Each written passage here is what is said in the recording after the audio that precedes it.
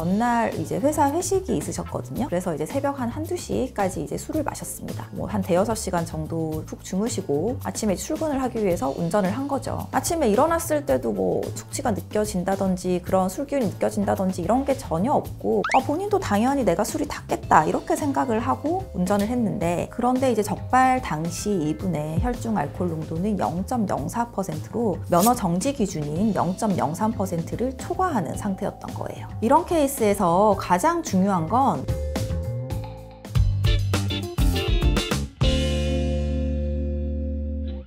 어떤 이유에서든지, 물론 음주 상태에서 내가 고의로 운전을 했다면 그건 당연히 뭐 비난받아야 마땅하겠지만, 또 생각지도 못한 음주운전 적발로 좀 당황하시거나 때에 따라서는 너무 억울하다 이렇게 느끼시는 분들도 상담을 하다 보면 종종 계시거든요. 오늘은 흔히 볼 수 있는 2가지 사례에 대해서 한번 살펴볼까 합니다.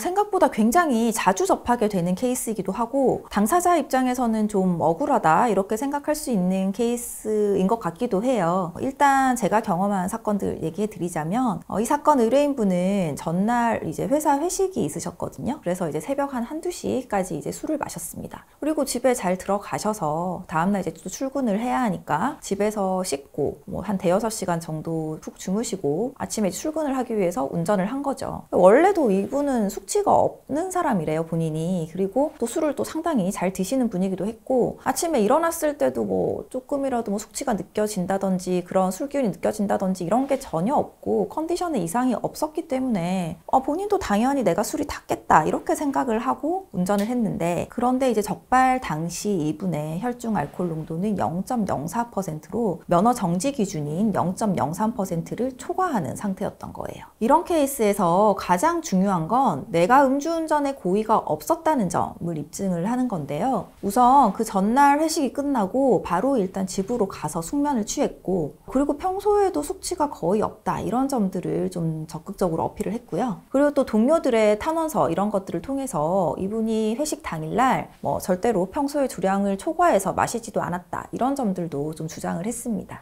이뿐만 아니라 이미 마지막 음주 시점으로부터 6시간 이상 지난 시점이었기 때문에 이 혈중 알코올 농도 측정 과정을 좀 신뢰하기가 어렵다. 그리고 결과의 정확성도 확신할 수 없다. 이런 주장도 함께 했고요. 사건 당일에도 뭐 전혀 음주운전이라고 생각되지 않을 정도로 굉장히 안정적으로 운전을 했다는 점, 그리고 적발 당시에도 본인은 이미 당연히 술이 깬 상태라고 믿었기 때문에 측정 요구에도 뭐 전혀 당황하거나 회피하려고 하지 않고 측정에 또 응하셨어요. 그래서 이런 부분들을 좀 적극적으로 주장해서 음주운전의 고의성이 전혀 없었다는 부분에 좀 초점을 맞춰서 대응한 결과 다행히 무죄를 받으실 수 있었습니다. 또 흔히 볼 수 있는 다른 케이스는 술 마시고 있는 와중에 밖에서 이제 차를 빼달라고 해서 음주가 된 그런 경우들이 종종 있죠.